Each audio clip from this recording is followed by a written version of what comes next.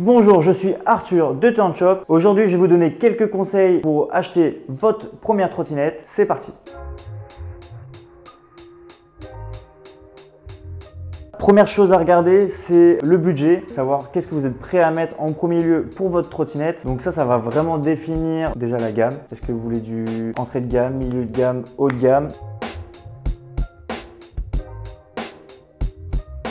Deuxième chose à savoir, c'est le nombre de kilomètres que vous comptez parcourir. Imaginons que vous vouliez parcourir 5 km, et bien il faut faire x2, x3 facile. Prévoir 3 fois l'autonomie en batterie de votre trajet quotidien. Imaginons on fait 5 km, si je reprends l'exemple de tout à l'heure. 5 km, une batterie de 7,8 Ah, ça va suffire largement. Imaginons qu'aller-retour ça fasse 15 km. Et bien là je ne peux pas partir sur une batterie en 7,8 Ah, il faudra plus viser 15 Ah à peu près. Pareil pour le trajet. Par exemple, c'est des routes avec beaucoup de bosses. Elle n'est pas forcément très belle. Peut-être envisager une trottinette avec des suspensions.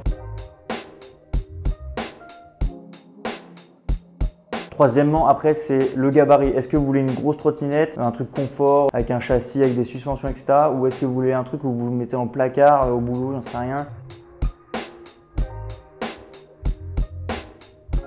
Je dirais qu'il y a le poids, que l'on soit un homme, une femme, etc. Déjà, ça change beaucoup en termes de poids. Donc moi, je conseillerais pour une femme de ne pas dépasser 15-16 kg. Après, s'il faut monter les escaliers, etc., ça commence à être compliqué. Et pareil, si on ne veut pas s'embêter, imaginons on doit monter 3 étages, je vous conseille de ne pas dépasser 20-22 kg grand max. Après, monter les escaliers avec 30 kg, c'est bien. On a une trotte performante, qui a de l'autonomie, etc.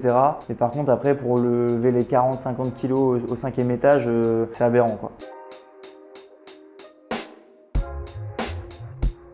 Cinquième chose, je dirais que c'est l'étanchéité. L'étanchéité, c'est un critère hyper important. Est-ce que je vais rouler sous la pluie tous les jours? Est-ce que je vais rouler avec que l'été parce que l'hiver, il fait froid? Si vous roulez toute l'année, je vous conseille IPX5, c'est vraiment le minimum pour pouvoir rouler toute l'année en toute sécurité.